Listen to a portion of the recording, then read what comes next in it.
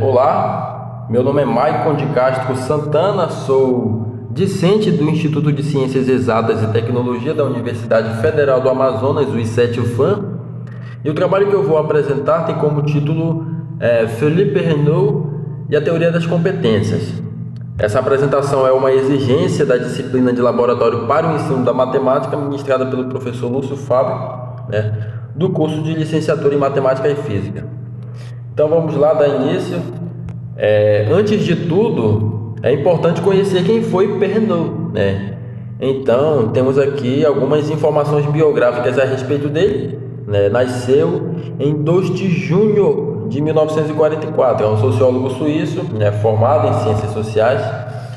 E Philippe Renault ele apresenta importantes contribuições na área da educação com seus trabalhos desenvolvidos sobre competências, né?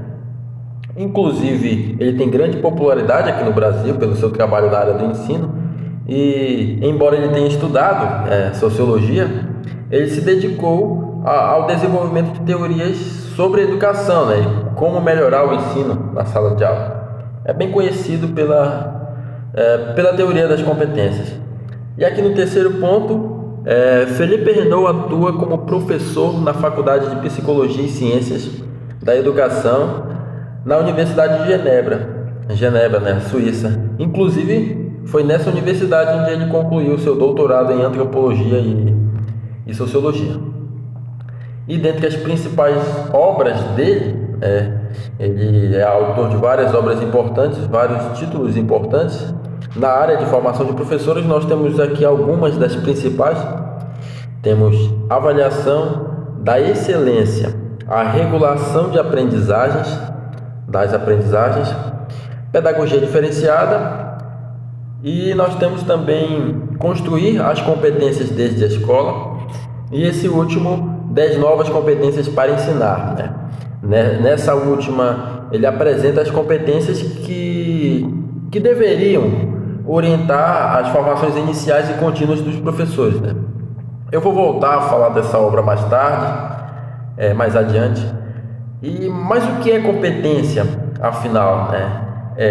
Aqui no primeiro ponto, o conceito começou a ser discutido mais amplamente na área da pedagogia a partir da década de 1990, né? Esse conceito já havia sido introduzido no ensino de crianças nas séries iniciais.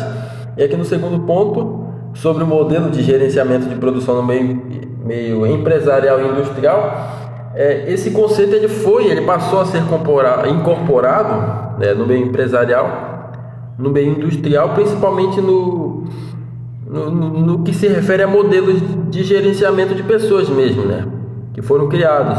É uma coisa mais voltada para o ramo empresarial. E aqui no terceiro ponto, conceitos psicológicos foram formados como referência para sugerir e mapear aquilo que um trabalhador pode trazer de contribuição na execução de uma tarefa, né? Então, ou seja, existe todo um estudo nesse ramo relacionado à excelência profissional e na área da educação seria mais ou menos parecido, né? Seria promovido a capacitação dos alunos para o desenvolvimento de competências necessárias para a realização das tarefas, das atividades escolares mesmo, dos objetivos, né, das escolas.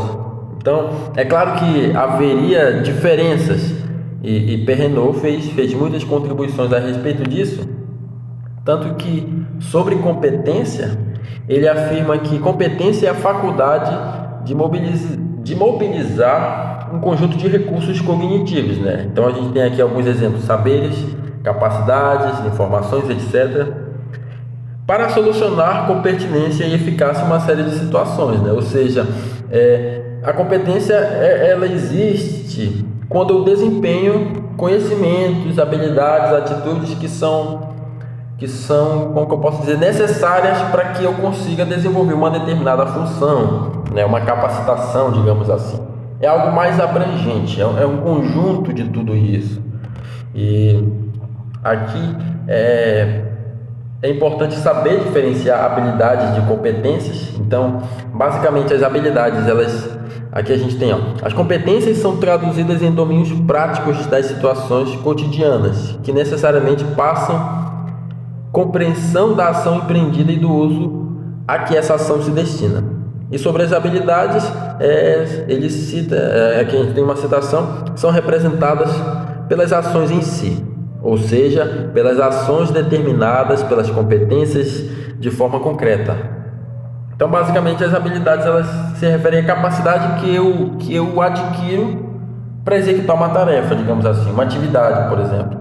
Já a competência é um conceito mais vasto, né? Mais abrangente. A gente pode entender as competências, como um conjunto de habilidades que são desenvolvidas de uma forma harmônica, podemos dizer assim, né?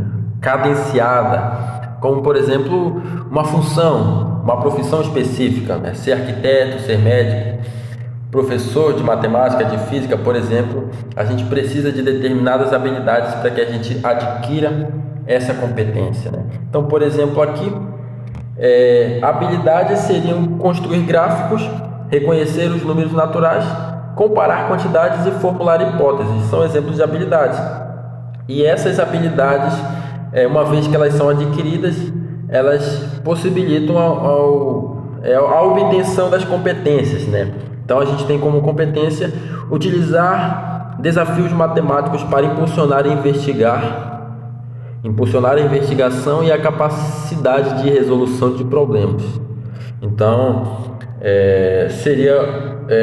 eu precisaria dessas habilidades aqui para que eu adquira essa competência, por exemplo, né?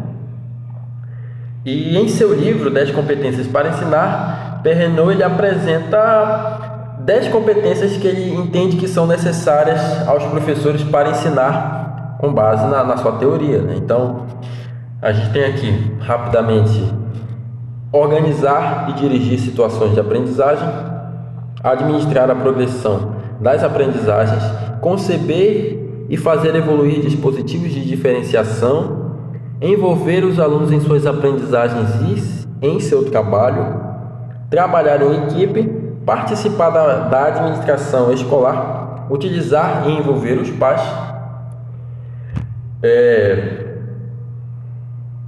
informar e envolver os pais, na verdade, utilizar novas tecnologias, enfrentar os deveres e dilemas éticos da profissão, né? E, por fim, administrar a própria formação, certo?